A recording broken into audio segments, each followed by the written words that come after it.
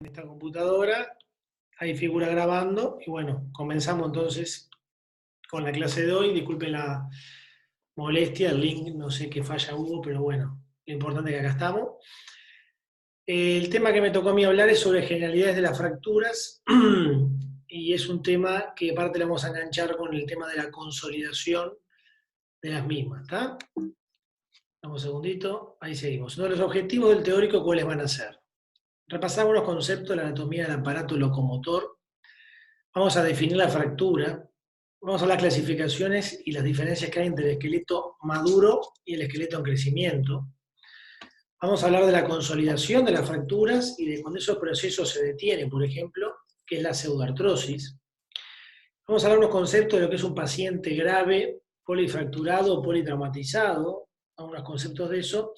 Pero lo más importante, cuando arrancamos en este universo de la traumatología, por decirlo así, con esta especialidad, y ustedes como médicos generales, muchos de ustedes, no importa la especialidad que hagan después, debemos conocer algunas cosas que son básicas, como las definiciones y cómo actuar sobre estas cosas.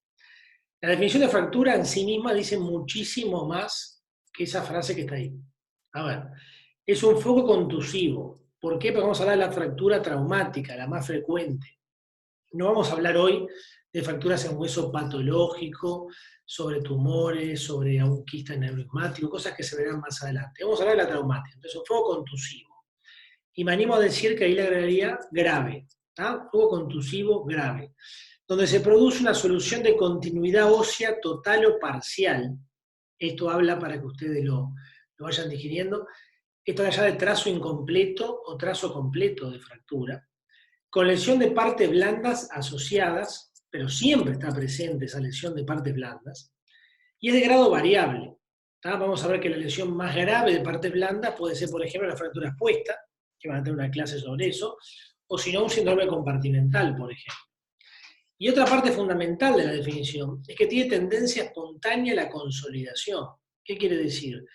Que el traumatólogo, cualquier médico, hagamos lo que hagamos sobre esa fractura del paciente, igual la naturaleza, nuestra biología humana, va a tender a la consolidación espontánea de ese foco fracturario. Como traumatólogos o como médicos podemos ayudar a que esa consolidación sea en los tiempos más cortos, en los tiempos requeridos, necesarios y de la mejor manera, con la menor secuela posible para el paciente. Pero esto va a pasar igual, lo hagamos bien o lo hagamos mal, va a tender a la curación. Ahora, es muy distinto según el esqueleto en el cual estemos actuando. ¿Por qué? Porque hay diferentes implicancias. Si uno tiene una lesión en el esqueleto inmaduro, son las fracturas en la infancia. Ahora vamos a ver las clasificaciones y vamos a tener que tener en cuenta todo lo que es el potencial de crecimiento remanente en ese niño. Tener en cuenta la fisis y el cartílago crecimiento. Por su parte, en el esqueleto maduro tenemos las fracturas del adulto, que ya más todos conocemos y que vamos a hablar más adelante. Entonces, cuando uno habla de la clasificación y habla justamente de las fracturas del esqueleto inmaduro, como vemos ahí podemos ver que hay fracturas propias de este esqueleto. ¿Qué quiere decir? La fractura de deformidad plástica, o en arco, esta que ven así, que lo correcto es decirle deformidad plástica o deformación plástica, es propia del esqueleto inmaduro. Ningún adulto sano, que uno le haga un hueso o que uno vea esto en un hueso, uno va a pensar que es una fractura traumática porque no sucede. La fractura que acá dice torus es por la nomenclatura anglosajona, quiere decir el famoso rodete de manteca, es cuando el hueso se comprime, como se ve ahí, y queda como arrugado. Esa es la fractura en rodete de manteca. La fractura en vara verde, más conocida porque lo vemos cuando agarramos una leña para hacer un asado, por ejemplo, que la queremos partir con una patada de un lado, y eso se parte solo de un lado y como que queda unido del otro, ¿vieron? Esa es la fractura en vara verde. Y por último, las fracturas completas. Esta es la clasificación de Rang, pero quiere decir que estas fracturas las vamos a ver solo en la edad pediátrica. La clasificación de Salter y Harris es más conocida y se hace en función de la fisis, que sería esto que ven acá, con esa sombra y ese rayado oblicuo. La fisis, o cartílago de crecimiento, como ustedes saben, es donde el hueso crece en longitud. Entonces es muy importante en los diferentes tipos de fractura que Salter y Harris clasificó, ver cuál es la relación del trazo de fractura con la fisis, porque ahí te va a hablar de una posibilidad de afectación o de compromiso del crecimiento en longitud de ese hueso o de una desaxación, por ejemplo. Entonces, si la fractura pasa a través de la fisis, es la tipo 1 intrafisaria de Salter y Harris. Si la fractura pasa a través de la fisis y por la metáfisis del hueso, es una tipo 2 fiso-metafisario. Ambas son extraarticulares porque el cartílago articular no se compromete. La tipo 3 es la epífiso-fisaria. Hay una lesión articular que después corre la energía a través de la fisis. La tipo 4 es la epífiso-metafisaria, o sea, la transfixiante, atraviesa todo lo que es la fisis junto a la epífisis, el cartílago y la metáfisis.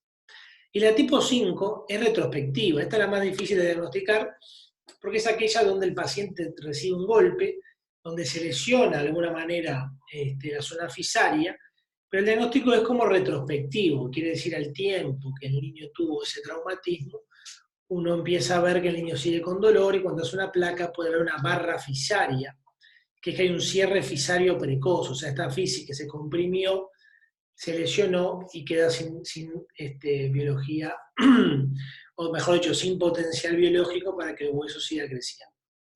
¿Qué es lo importante de esto? Que cuando uno piensa en fracturas de este tipo, que atraviesan la fisis, pongámosle, por ejemplo, esta de acá.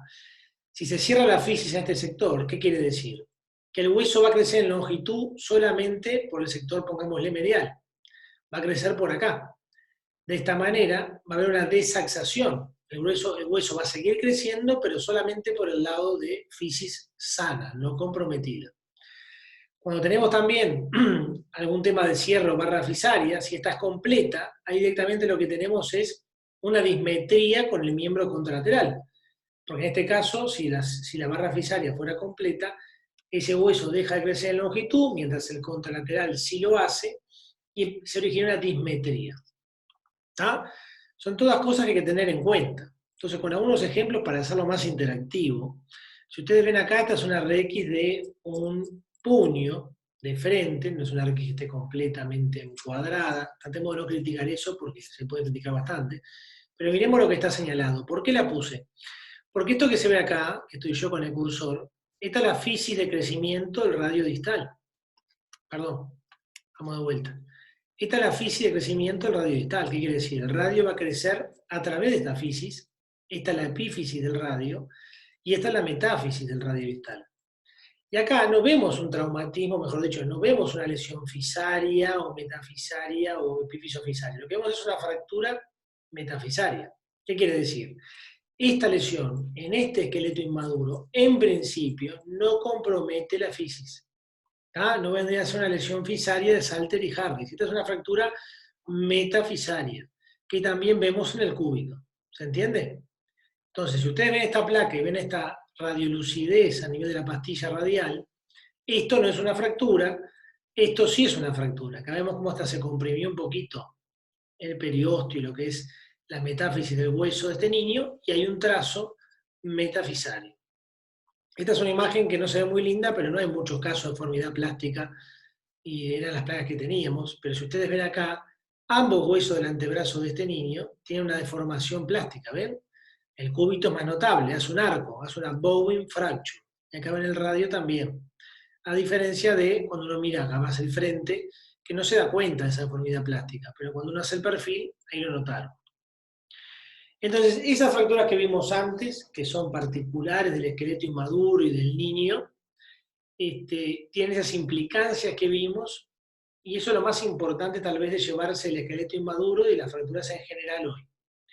Cuando vamos al adulto, se va a aplicar obviamente lo mismo que el niño en el concepto de expuesta o cerrada, pero ya no tenemos a la fisis como jugando ese papel tan importante. Entonces, acá tenemos que centrarnos, capaz que en lo más frecuente, y vamos a hablar un poco de la generalidad de todo, pero acuérdense que, por ejemplo, lo que yo puse ahí, fractura expuesta y cerrada, se puede aplicar obviamente para cualquier esqueleto, el inmaduro y el maduro. Es muy importante, cuando uno define una fractura, saber si es expuesta, abierta es lo mismo, o cerrada. ¿Por qué? Porque su definición trae consigo aparejado algunas implicancias terapéuticas y pronósticas. ¿Qué significa y cómo se define fractura expuesta? es aquella que el foco de fractura comunica a través de las partes blandas con el exterior. La fractura puesta no es solamente lo horrible, que tiene 15 centímetros de degloving, que se ve la articulación, que está todo el músculo al aire, que la cobertura a partes blandas ni siquiera sirve o puede cerrarla porque hubo pérdida de sustancia. La fractura puesta puede ser solamente a veces un agustilo 1, que es un puntito menos de 1 centímetro, que sangra en napa y comunica a ese hueso con el exterior. Y desde Agustilo y Anderson, allá por 1970 y algo, hay clasificaciones justamente, que lo van a ver más adelante en este curso, sobre qué tipo de clasificación de expuesta es y qué chance o, digamos, probabilidad de infección y de pseudoartrosis tiene esa fractura. Por dos cosas grandes. Primero, comunicar exterior con el foco de fractura lo contamina por lo menos. Después hay que ver si lo infecta o no, pero lo contamina por lo menos. Y eso va a favorecer la infección y va a ir en contra de la consolidación. Y segundo, como vamos a ver más adelante, al perderse el hematoma fracturario, que es el primer eslabón en la cadena de la consolidación, al perderse ese primer eslabón, ya estas fracturas van a empezar a jugar una carrera en desventaja, o sea, van a empezar a correr de atrás el camino de la consolidación. Porque el primer eslabón es el hematoma fracturario y en una fractura puesta se pierde. Siguiente concepto es ver si estamos frente a una fractura o a una luxofractura. Eso lo vamos a explicar ahora. La luxación, ¿qué es? Es la pérdida de las relaciones articulares normales que requiere una mayor reducción. Si tenemos una luxación pura es un escenario, una fractura simple es otro escenario, pero una luxofractura es un escenario más complejo, porque hay una lesión. Generalmente las luxofracturas son periarticulares, obviamente, que le agrega, además de la lesión traumática en el esqueleto, una lesión muchas veces ligamentaria, lesión condral del cartílago, lesión de partes blandas, etc. O sea que tiene un pronóstico generalmente peor. Y es muy importante también fijarnos en qué hueso es esta fractura y dentro del hueso fijarnos en qué sector del hueso es esta fractura. Porque como vimos para los niños, y también asocienlo para los adultos, no es lo mismo una fractura en un hueso largo a nivel diafisario, que es un hueso del aparato locomotor de anatomía, que ustedes se acuerdan, que es el brazo de palanca del aparato locomotor, que una fractura articular. Una fractura epifisaria articular con lesión del cartílago, eso va a ir al daño condral precoz, a la artrosis precoz, a la rigidez articular, o sea que es muy importante qué hueso y en qué sector del hueso. Entonces con los ejemplos, porque es una manera más atractiva de dar la clase, ahí lo que estamos viendo es una luxación pura de hombro, que tiene la característica de ser de las atípicas, de ese 2% que es posterior. Pero lo que estamos viendo es una luxación de hombro pura. Yo ahí no veo fracturas. Pero acá tengo una luxofractura de cuello de pie, porque tengo la pérdida de relaciones articulares normales de la tibia astragalina, como ustedes lo ven ahí, el astrágalo se fue de esa casita que es la mortaja tibio-peronea, y fracturó el malleolo interno y fracturó el malleolo externo del peroneo, ¿no? Entonces, este escenario de luxofractura es un escenario mucho más complejo que el escenario de una luxación pura o de una fractura no asociada a una luxación. Si este escenario a su vez le agregamos que fue una luxofractura expuesta de cuello de pie, por ejemplo, sería un escenario todavía más complejo. Entonces, más o menos algunas cosas generales que ya capaz que ustedes lo conocen, pero esta es una frase bastante antigua de la traumatología. Acuérdense que la luxación solamente se resuelve el dolor del paciente cuando uno reduce la articulación. La fractura uno puede a veces operar o diferirla no en la urgencia, sino a veces en una urgencia diferida. Tratamiento ortopédico, a veces también el yeso a veces demora porque no hay traumatólogo, pero lo más importante es si hay una luxación con todas las garantías del caso, buena imagenología, si es posible un traumatólogo o alguien avesado en la técnica, reducirla.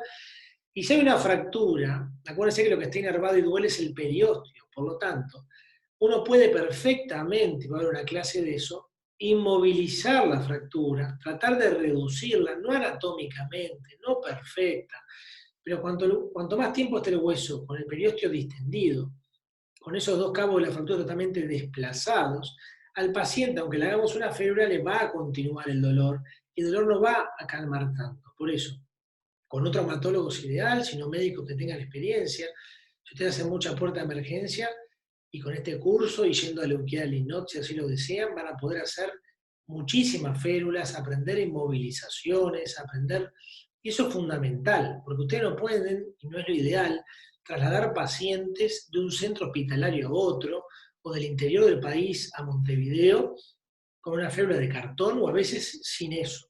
Entonces yo creo que hay una curva de aprendizaje, por supuesto hay que formarse, pero los invito a hacerlo, porque creo que a cualquiera de nosotros nos gustaría, y creo que es nuestro deber como médicos, primero tratar el dolor del paciente, inmovilizarlo bien, y después sí, si es traumatólogo, donde yo atiendo, esperar que él concurra. Entonces, con ese pantallazo inicial de cómo definimos fractura, qué es lo que hay que mirar siempre en una fractura, yo les decía, la parte de la definición que habla de partes blandas es muy importante, porque a veces las partes blandas de una fractura es lo que sella el pronóstico del paciente. Uno puede tener una fractura sencilla, uno diría un trazo simple en una tibia, pero si se asocia a un componente de partes blandas severo, muy complejo, por ejemplo, una fractura expuesta, o por ejemplo, el paciente hace un síndrome compartimental, que es justamente el aumento de la presión de un compartimiento o logia muscular inextensible. Eso genera una isquemia de la microcirculación que termina siendo una necrosis, que es una de las verdaderas emergencias traumatológicas para salvar el miembro. Entonces, siempre hay que estar muy atentos a la fractura, a la placa, por supuesto, pero no olviden tratar y ver las partes blandas. Muchas veces también les van a pasar que van a estar de guardia y les va a llegar un paciente ya enferulado, que lo vio determinado colega en el interior, por ejemplo, y les manda una cartita, fractura puesta de 1 centímetro menos en piel, o al revés, pone fractura cerrada o no lo aclara. Y ustedes, como ven la férula muy linda, capaz que no la abren, no chequean cómo está el estado de las partes blandas y capaz que está lleno de flicteras hemorrágicas por la energía cinética que absorbió la piel. Entonces, es muy importante que ustedes con sus propios ojos, haciéndose responsables, siempre chequen las partes blandas de ese paciente. No miren solo la fractura y la placa. Miren las partes blandas, tomen los pulsos, examinen la sensibilidad, el famoso NBDSP que ven en las historias clínicas, hay que hacerlo de verdad y constatarlo, ¿verdad? Sin síntomas neurológicos deficitarios distales, sensibilidad conservada, pulsos distales presentes y simétricos con el contralateral. Eso es lo que tenemos que hacer para que nuestro NBDSP signifique algo de verdad. ¿Ah? Entonces, ¿cómo curan las fracturas? La famosa consolidación ósea es un proceso biológico complejo que está ordenado, donde intervienen todos los elementos del aparato locomotor, o sea, interviene el hueso cortical, esponjoso, endósteo, periósteo, el cartílago, intervienen los vasos, intervienen las partes blandas, ¿tá? Y es un procedimiento, un proceso que está finamente regulado, que no es al azar, si bien es espontáneo, nuestro cuerpo lo tiene totalmente organizado y ahora vamos a ver cómo. Y es interesante atender que esto pasa en la fractura, pero también pasa con otros procedimientos traumatológicos. Cuando ustedes ven una osteotomía, que es un corte en el hueso reglado con sierra, a veces para tratar alguna desorientación o desaxación de un miembro, o también la artrodesis, cuando uno busca que una articulación se anquilose, pero quirúrgicamente, lo que intentamos es justamente que este proceso complejo que sucede espontáneamente, ahora juega a nuestro favor, buscando el tratamiento que instauramos, ya sea una osteosíntesis o una osteotomía, un yeso o una artrodesis. Esto es muy importante y lo puse aparte, pero esto tiene que grabárselo. El hueso es uno de los pocos tejidos que repara con un tejido de igual calidad al original, o sea, el hueso. ¿Qué quiere decir? Usted tiene un infarto, no es mi área, pero lo mismo que un desgarro muscular, acuérdense, lo que se produce ahí luego es un tejido fibroso que no tiene la misma capacidad del tejido muscular, es una cicatriz. Y esa parte ya no se va a contraer, ya no va a ser eficaz desde ese punto de vista. El hueso, cuando consolida, cuando cura, justamente cura con la misma arquitectura ósea, con la remodelación consiguiente que vamos a ver, con la misma capacidad de resistencia mecánica que tenía el hueso previamente al fracturado. Por lo tanto, esto es muy importante que ustedes lo manejen. O sea, la consolidación ósea nos devuelve con el tiempo y con la remodelación a la arquitectura y a la función que tenía el hueso. Entonces, importante, hay dos grandes tipos de procesos biológicos de osteogénesis. Ustedes lo conocen de histología. Tenemos la endocondral o la que sería encontral, y después tenemos la membranosa. El concepto grande es que según lo que nosotros le hagamos al proceso, va a ser una consideración directa o indirecta. Acuérdense que la consideración directa no es a través del periósteo, no es a través de un molde cartilaginoso, sino que directamente se deposita la matriz en el tejido osteoide y se calcifica. La indirecta es la que vemos, por ejemplo, cuando tratamos un enclavijado endomedular o cuando tratamos con yeso en los pacientes, que a nivel del tejido cortical, a través del periósteo, se va posicionando el tejido osteoide que después se calcifica. Vamos a ver ejemplos ahora.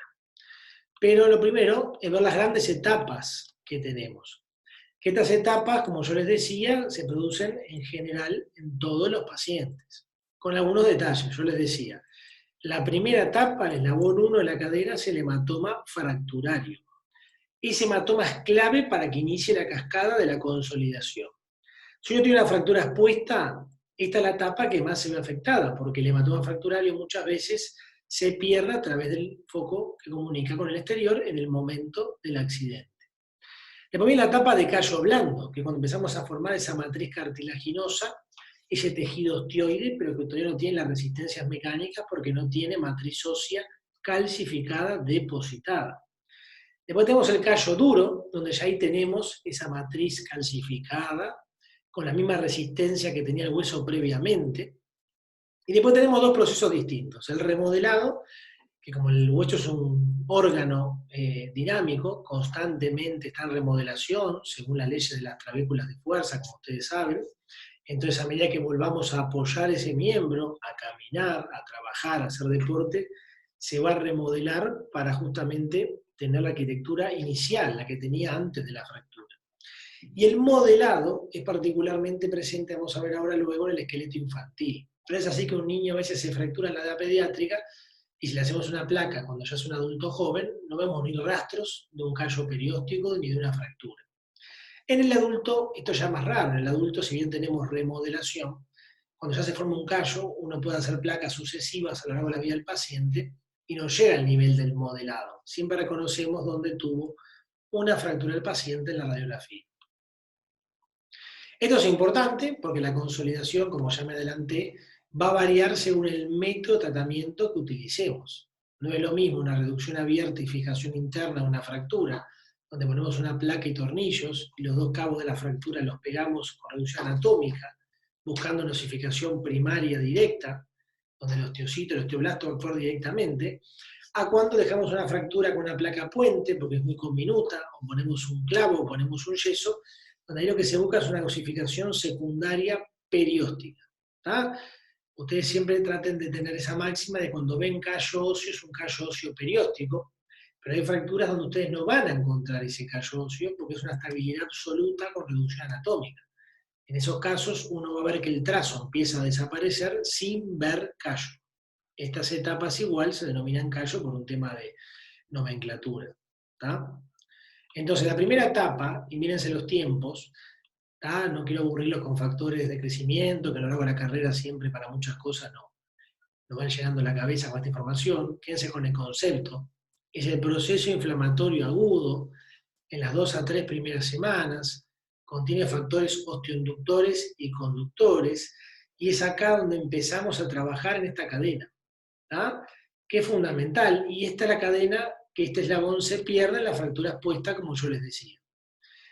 La siguiente etapa, y acá tiene un ejemplo gráfico, uno tiene los dos cabos de la fractura, y acá se empieza a partir del periósteo de este hueso largo, se empieza a formar un molde cartilaginoso que se va osificando, y esta va a ser la forma que después en la radiografía vemos el callo óseo. En la etapa de callo blando, lo que tenemos es la proliferación del periósteo hacia la zona del hematoma y el depósito de tejido osteoide, como yo les decía, que como no tiene la matriz ósea calcificada, no tiene resistencia.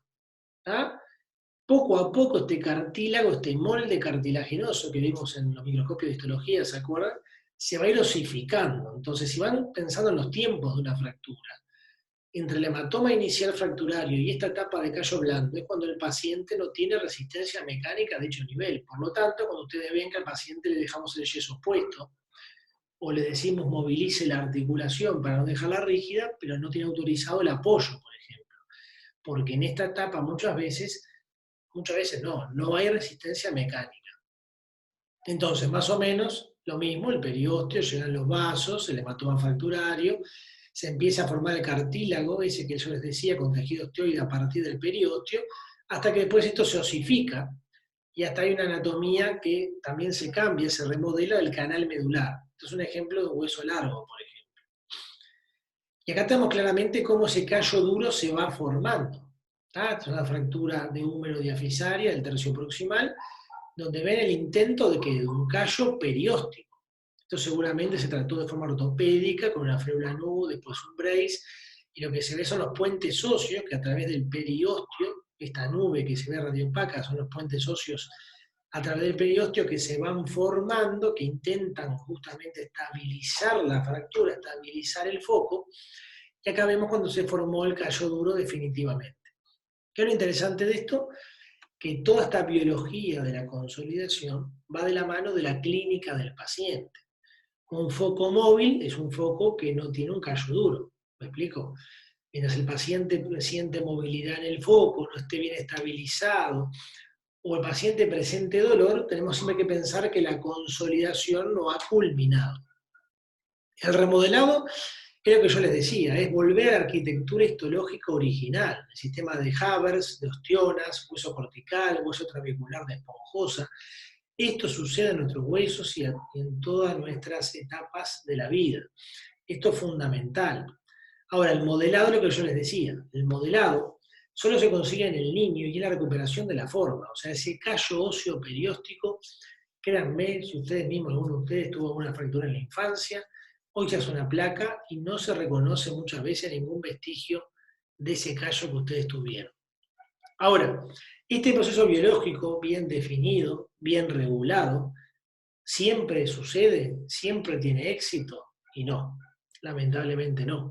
La pseudoartrosis, que quiere decir falsa articulación, o de la nomenclatura anglosajona sería la no unión de la fractura, así lo pueden leer también, es justamente, por definición, es el detenimiento, o sea, el stop de este sistema o de este proceso. Cuando el cirujano tiene la real convicción de que este proceso se detuvo por completo, eso se define como pseudoartrosis. Hay otros criterios, lo vamos a ver ahora. Por un lado, lo que yo les decía, pero también está el tema de cuando uno va a 6 meses, por ejemplo, de tratamiento de cualquier fractura, y en 3 controles continuos sucesivos radiológicos no ve cambios a nivel del foco. Cuando uno tiene esa convicción de que este foco no está pegando, y llevo 3 placas separadas una por mes, y veo que en esas 3 placas sucesivas no veo un avance del foco de fractura, de consolidación, no veo un callo, ahí tengo que pensar que este proceso biológico está justamente no siendo exitoso y se está por detener. Va a fracasar el tratamiento. La pseudoartrosis, chiquilines, puede pasar el tratamiento ortopédico con un yeso o en el quirúrgico, o sea, no es patognomónico ni mucho menos ni patrimonio de los yesos. Yo puedo operar a un paciente y por diferentes causas no reducirlo bien, no darle la suficiente estabilidad y también tener una pseudoartrosis. Por lo tanto, ante cualquier fractura, el porcentaje o el riesgo de que uno no logre la consolidación existe, con cualquier tipo de tratamiento y en cualquier fractura del cuerpo. Ese es el concepto grande. Si volvemos atrás, acá ven una fractura parecida a la que vimos antes de húmero, vemos que se intentaron hacer los puentes óseos, pero si yo les digo que esta fractura ya lleva 9 meses, ustedes no pueden pensar que esta fractura siga en el proceso de consolidación. No. El criterio también temporal que se aplica es el de 9 meses o el de una fractura que lleva más tiempo, del que uno espera para consolidar. Ningún traumatólogo tiene en la cabeza las tablas que sí existen de consolidación para cada fractura del cuerpo, que están en el libro Rockwood, por ejemplo. Pero sí más o menos tenemos algunos criterios generales entre todos nosotros, por convención, y cuando uno espera determinado tiempo por una fractura y ve que el trazo sigue existiendo, y que como en este caso se forman los puentes, pero no logran consolidar, sumado a la clínica del paciente, que en este caso puede ser que tiene movilidad en bandera, que yo voy al foco y se lo muevo, e inclusive a veces el paciente ni siquiera tiene dolor, lo tolera bien, pero bueno, no importa, el concepto es, si se detuvo el proceso, eso por definición es una pseudoartrosis y ya el traumatólogo sabe que de no mediar el tratamiento quirúrgico, esta fractura no va a consolidar. Ese es el concepto grande que tienen que tener. Antes del resumen, importante. ¿Por qué? Porque no es una clase sobre artrosis, pero quiero que esto lo manejen hoy porque es una generalidad que lo van a ver en su internado, lo van a ver en su policlínica. Si un paciente le llega así, nunca piensen que esto es una fractura aguda. Esto es una fractura que intentó consolidar pero no pudo. Esto no es una urgencia. La fractura es una urgencia, pero la pseudoartrosis no. La pseudoartrosis, por definición, tenemos que hacer el diagnóstico del motivo a la pseudoartrosis, o sea, cuál es la causa de que este paciente la fractura no le consolidó, y derivarla al especialista, porque ya sabemos que esto va a terminar siendo una cirugía de coordinación. Ahora, ¿por qué no consolidan las fracturas? Por varias cosas, pero lo que tiene que pensar siempre es, primero, paciente fumador, tabaquista, grandes chances de que no consolide una fractura. El tabaco es malo para todo, es malo para esto también. Acuérdense que el foco de fractura precisa de la vascularización, de esas citoquinas proinflamatorias que llegan por la perfusión. Entonces, el tabaquismo va en contra. Y ustedes a cualquier paciente que estén tratando con una fractura le tienen que aconsejar que deje de fumar. 2. Fractura expuesta. Ya lo dijimos hoy. La fractura expuesta, lo que pierde el paciente es el primer eslabón de la cadena de la consolidación. Empieza a correr la carrera de atrás. Cuanto mayor grado de fractura expuesta, mayor grado de infección, o sea, de probabilidad, y también mayor probabilidad de pseudoartrosis. ¿Estamos de acuerdo? O sea que eso lo tienen que manejar desde el inicio. Si le llega el paciente a la consulta, preguntarle, ¿usted tuvo una fractura expuesta? ¿Cómo fue tratado? El tratamiento es el tercer punto. ¿Fue tratado bien? Porque la pseudoartrosis puede pasar por dos grandes cosas dentro del tratamiento. Por insuficiente inmovilización, o sea que el paciente no tuvo una estabilidad del foco adecuada, ese es el factor mecánico. Si uno el foco lo deja muy móvil, pasa eso que están viendo ahí, de una fractura con puentes óseos hipertrófica que no pudo pegar. Si la fractura la dejan demasiado inmóvil, a veces pasa así, a mano izquierda lo ven, que sería una fractura atrófica que no pudo pegar, ¿verdad? Una pseudoartrosis atrófica.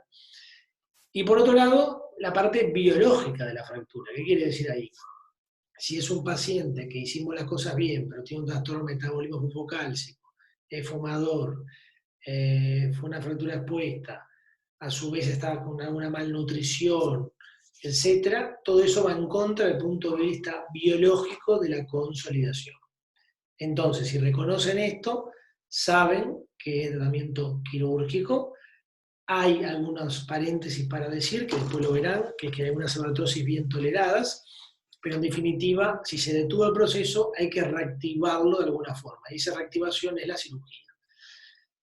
Para finalizar este concepto, tal vez decir que en algún momento del seguimiento de algunos pacientes uno puede ver un retardo de consolidación, que no es estrictamente lo mismo que cuando vemos que viene muy lento una fractura, pero que vemos que está respondiendo.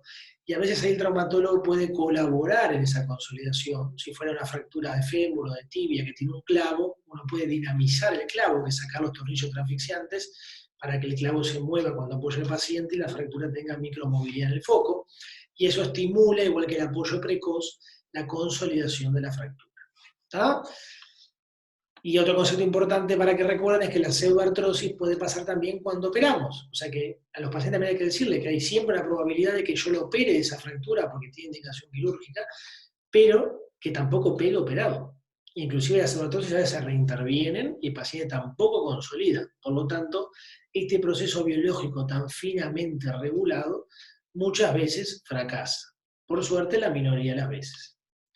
Entonces, a modo de resumen, siempre tengan en mente que hay marcadas diferencias en el comportamiento de las fracturas del niño y del adulto. Para conocer cómo se fracturan o cómo son las fracturas y cómo curan los huesos, debemos hablar de anatomía y histología y de la biología del hueso.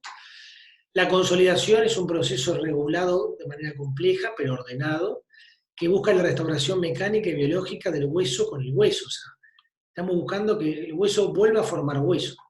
Intervienen, como vimos, muchos tejidos, células y factores. Cada hueso y cada zona del hueso tiene un plazo promedio para lograrlo, y de no lograrlo se configura la entidad denominada pseudoartrosis que les expliqué recién. Antes de terminar, les voy a dejar este Hi, videito. are you the registrar of anesthesia? Yes. I need to book a case. Who are you? I'm the registrar of orthopedia. Sure. What's the story? There is a fracture. I need to fix it. Okay. Tell me more. There is a fracture. I need to fix it.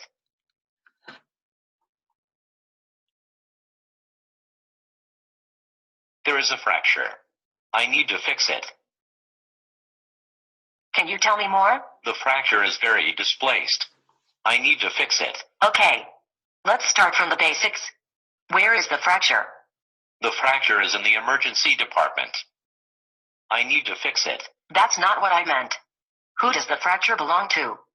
The fracture belongs to a bone. The bone is a femur. And who does a femur belong to?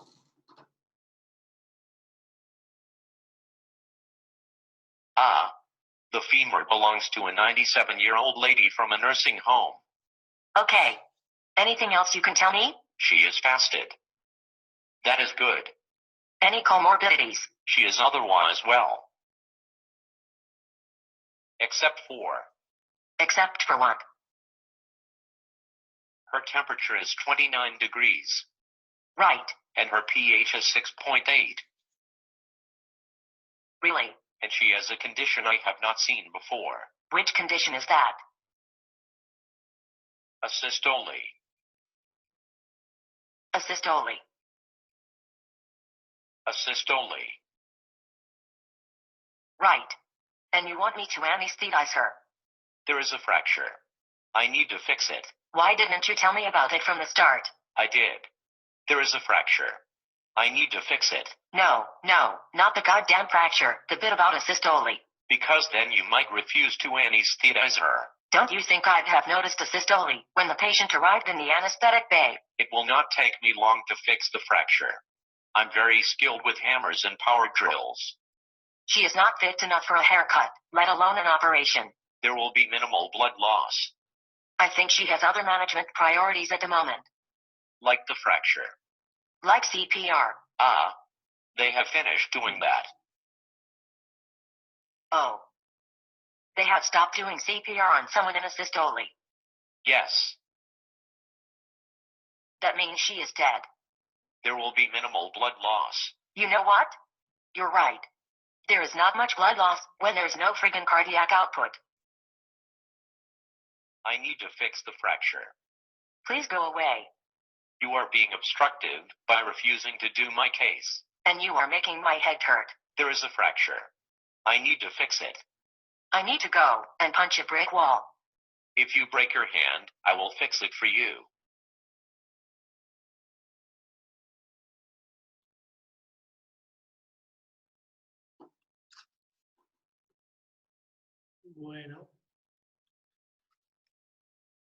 Bueno, eso fue todo.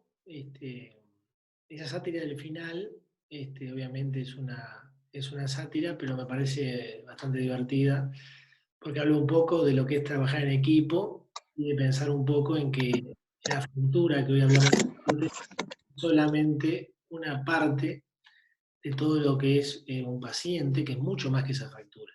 Entonces, como médicos tenemos que ver toda la integralidad del paciente, ver en qué contexto fue el accidente, de qué paciente hablamos, y después sí pensar, bueno, tiene esa fractura. Ustedes lo saben perfecto, la extensión del politraumatizado, de ese orden del PHTLS, el ABCDE, o sea que es claro cuándo nos vamos a preocupar de la fractura y siempre trabajar en equipo con todos los profesionales. Así que bueno, espero que les haya servido. Si no hay preguntas o algo concreto, a pesar de la demora, les agradezco el tiempo. Para mí fue un placer dar la clase. Hace tiempo que doy esta clase. Es muy general, después van a tener en el correo de la semana clases más profundas de cada tema. A veces las clases más generales son las que como que sentí que te deja gusto a poco, pero bueno, es la idea de comenzar un curso así. ¿Ah? Bueno. Bueno, muchas gracias.